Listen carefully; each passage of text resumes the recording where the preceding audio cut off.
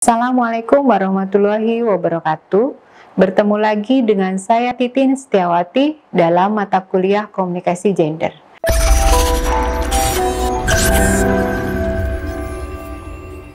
Dan dalam pertemuan kali ini kita akan membahas soal gender dalam media online.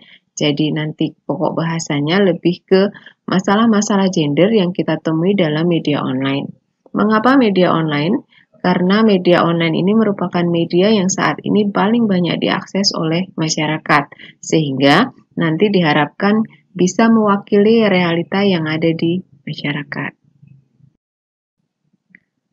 Perlu untuk saya ingatkan kembali bahwa media ini memiliki kemampuan untuk mengkonstruksi realitas, dan media merupakan salah satu instrumen utama dalam pembentuk realitas gender dalam masyarakat. Sebetulnya realitas apapun dan realitas gender termasuk di dalamnya, sehingga dari sini kita bisa tahu bahwa media ini memiliki potensi yang sangat besar untuk mengkonstruksi sesuatu di dalam masyarakat, memiliki kekuatan yang tak terbatas untuk membentuk konstruksi yang ada di masyarakat. Seperti juga yang disampaikan oleh Elizabeth Newell-Newman bahwa salah satu sifat media massa itu adalah ubiquity atau ubiquitas. Ini mengacu pada fakta bahwa media merupakan sumber informasi yang sangat luas karena bisa ada di mana saja. Dengan kata lain, ubiquitas adalah kepercayaan bahwa media ini ada di mana-mana. Karena media terdapat di mana saja, maka media menjadi instrumen yang sangat penting yang bisa diandalkan dan selalu tersedia ketika orang membutuhkan informasi. Di sini, media berusaha mendapat dukungan publik terhadap pandangan atau pendapat yang disampaikannya. Dan selama itu pula, pandangan atau pendapat itu ada di mana-mana. Sehingga dari sini kita tahu bahwa media ini karena sifatnya yang ada di mana-mana, bisa memiliki kekuatan yang kuat di masyarakat. Dan mengapa media yang kita bahas adalah media online? Ini saya sajikan data di sini, bagaimana media saat ini yang paling diminati adalah media online. Jadi ini berdasarkan data dari We Are Social untuk di Indonesia. Pada saat ini, pengguna internet yang ada di Indonesia ini dari total populasi yang sejumlah 272 juta orang, ini yang memiliki koneksi untuk mobile handphone ini sebanyak 338,2 juta orang, sehingga ini lebih banyak dari total populasi. Dan untuk pengguna internetnya mencapai 175,4 juta orang, dan pengguna aktif media sosial ini mencapai 160 juta orang. Sehingga kalau kita melihat data ini, kita melihat bahwa perkembangan media online ini selalu meningkat, dan saat ini media online merupakan media yang paling diminati. Dan ini adalah apa yang disampaikan oleh McLuhan. Jadi menurut McLuhan, media adalah pesan itu sendiri. Medium is the message. Artinya adalah bahwa pesan yang disampaikan oleh media dan bahkan media itu sendiri adalah sesuatu yang mampu memberikan perubahan budaya, konten, atau penggunanya. Dari sini kita tahu bahwa pengaruh media ini sangat besar untuk masyarakat. Juga termasuk dalam hal penggambaran soal gender, penggambaran soal patriarki, dan penggambaran soal perempuan.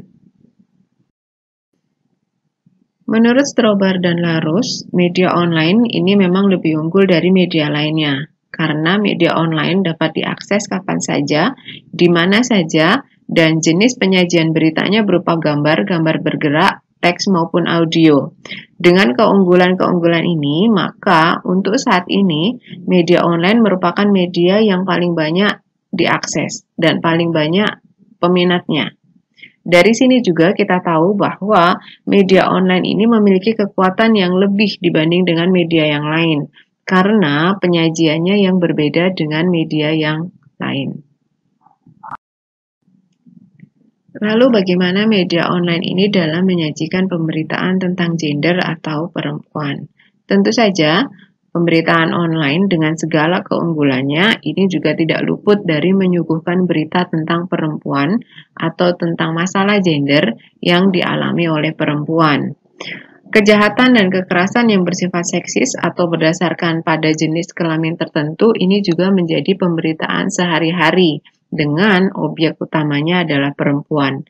Sehingga dalam media online ini masalah perempuan dan masalah gender ini merupakan masalah yang juga sangat mengemuka. Pemberitaan kekerasan terhadap perempuan di media massa termasuk juga di media online ini juga tidak bisa lepas dari minat masyarakat yang tinggi. Realitanya kita hidup dalam masyarakat yang kental dengan budaya patriarki, sehingga kadangkala sering menempatkan perempuan sebagai warga kelas 2. Tetapi intinya beragam penggambaran tentang perempuan dan tentang gender ini ada di dalam semua media dan terutama di media online. Untuk saat ini masih banyak media yang memang belum sensitif terhadap permasalahan gender. Meskipun laki-laki tidak menutup kemungkinan untuk menjadi korban ketidakadilan gender, tetapi fakta berbicara memang perempuan yang lebih banyak menjadi korban. Pemberitaan media pun demikian. Penyebabnya dari kenapa media masih banyak yang belum memiliki sensitivitas gender ini diantaranya adalah bahwa yang pertama, kemampuan etika profesional dan perspektif pelaku media massa terhadap permasalahan gender ini masih belum sesuai dengan harapan. Jadi masih jauh dari apa yang kita harapkan. Dan yang kedua, ini media massa masih menjadi medium kekuasaan, baik kekuasaan ekonomi atau kekuasaan yang lain yang datangnya dari penguasa, dari intelektual, dari ideologi politik, maupun yang terutama ini dari pemilik modal. Dan yang ketiga adalah kurangnya peran aktif dan representasi perempuan itu sendiri dalam media massa. Dari sini kita tahu bahwa sebetulnya yang berperan dalam penggambaran gender dan penggambaran perempuan dalam media, termasuk dalam media online, ini asalnya dari luar dan dari dalam pihak perempuan itu sendiri. Lalu apa sebetulnya pentingnya penggambaran dalam media ini?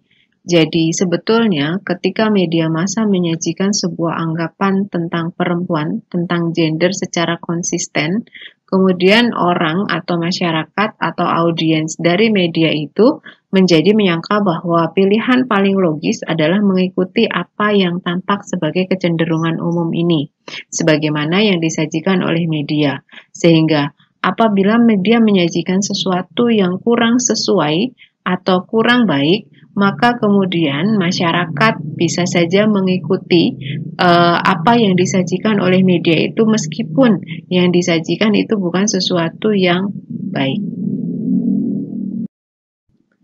Sebagai industri bisnis, media massa dan juga termasuk di dalamnya adalah media online, ini seringkali memperalat hal-hal yang dimiliki oleh perempuan atau perempuan itu sendiri dengan karakter yang dapat diperjualbelikan. Misalnya kecantikannya, kemolekan tubuhnya, dan sebagainya. Ini sebagai wujud dari pola patriarki laki-laki dan kapitalisme industri pers. Sehingga di sini perempuan ini sering diperlakukan sebagai komoditas. Seharusnya media ini dalam perannya sebagai produk intelektual ini justru berfungsi sebaliknya, yaitu membela dan mempertahankan apa yang menjadi hak dasar publik, terutama kepada mereka yang berposisi tertindas. Dalam hal ini kalau kita membahas soal gender adalah perempuan. Jadi media termasuk di dalamnya adalah media online ini sebagai industri bisnis sekarang ini masih posisinya adalah masih seringkali memperjualbelikan atau mengkapitalisasi perempuan.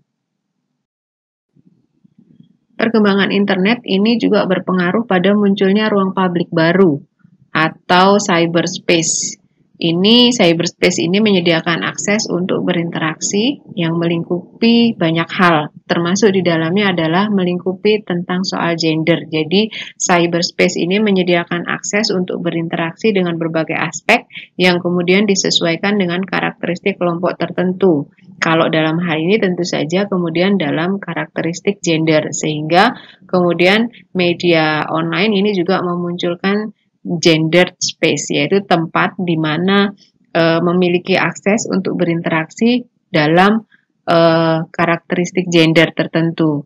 Nah, seharusnya dengan kemunculan gender space ini, tentu saja media juga berperan dalam mengkonstruksi realitas yang ada dalam masyarakat.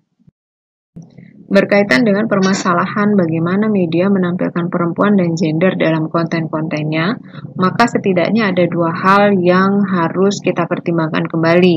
Yang pertama adalah soal kebijakan keredaksian atau editorial policy, dan yang kedua ini adalah wacana yang ada dalam diri pelaku pengelola media. Apabila kedua hal ini kita perhatikan, maka media akan dapat menampilkan soal gender dan perempuan ini secara lebih seimbang. Demikianlah pertemuan kita pada hari ini. Semoga pertemuan ini membawa manfaat bagi kita semua. Wassalamualaikum warahmatullahi wabarakatuh.